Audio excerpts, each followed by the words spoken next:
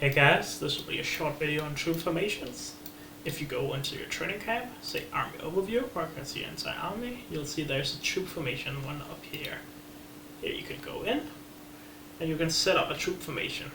So the most useful troop formation to have is one that you will be using for basically anything PvP oriented, which means you want to use it for Alliance Showdown. You want to use it when you fight, when you join rallies for Alliance Center, when you reinforce Alliance Center, when you join rallies versus another player, when you attack another player. It's basically this formation you want to be using the whole time. And it goes 65% infantry, 8% crew, 8% riders, and 27% hunters. This is the basic formation you want to go. And as you have more capacity, this is with a 10,000 march capacity. When you have 100,000 march capacity, then you want to go up to, 65,000, 8,000, 27,000, and so on. I have 122, so ideally I would have almost 70,000 infantry and almost 10,000 death cruisers and almost and a little more than 30,000 hunters and so on. But the general idea is you want to go for this 65, 8, 27 split. A secondary one you can go for, you can see what you like, but a second one you can go for is a 60, 10, 30 split.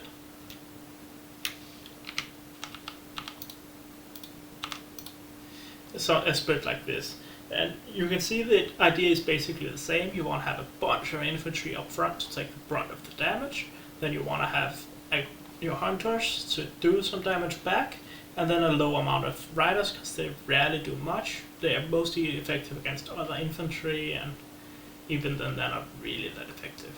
So yeah, this is the basic idea of formations you want to use for almost all PvP events.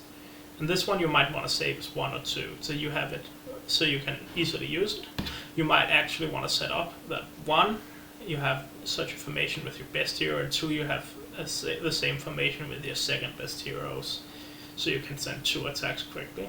This will of course be more relevant once you have more troops, so you can actually do the formation multiple times, or even once. I don't actually have enough troops to do it once. You can see if I add my troops in here, I don't have enough infantry at all, and I don't have I just have enough cruisers. I don't have enough infantry at all to do this formation. So, yeah. Another formation you might want to have, or you can just do it in the moment, is this one I have saved down in 3.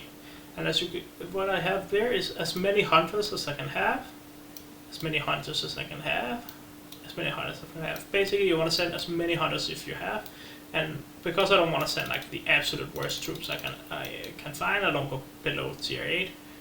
But if I had enough tier 10 hunters, I would have only tier 10 hunters in this one.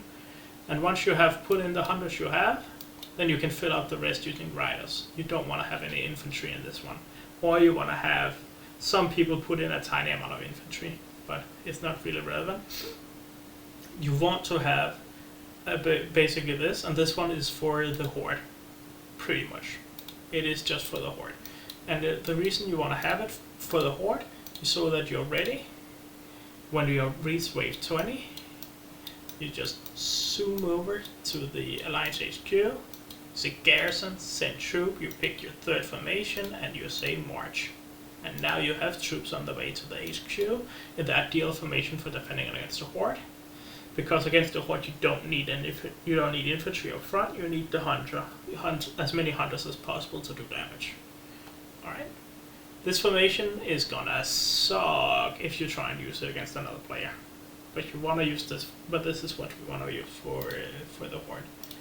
I'm just gonna recall it since I have a bunch of recalls anyways. Another formation that I like to have, because it's just really useful, is, if I go in and attack, is my formation 4 here. It has traps, and then it has a single troop. This one actually has 2, because in case I don't have any mortars left in my left to send, then it'll still have one, I don't know, slasher, I think it was. What troops it is doesn't matter if it's 1, 2, 10, so on, whatever.